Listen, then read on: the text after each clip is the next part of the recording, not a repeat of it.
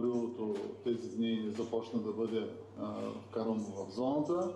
Всичко мина перфектно. Нямаше нито един момент, в който да има някакъв проблем. Беше вкарана и първата касета и завърши вчера в 14 часа и 25 минути. Очакваме на 9 ние да влезем в паралел в системата на електросистемния оператор на България. Днес присъстваме на един исторически момент, тъй като в 50-годишната история на АЕЦ Козлодуй за първи път централата ще работи с алтернативно гориво.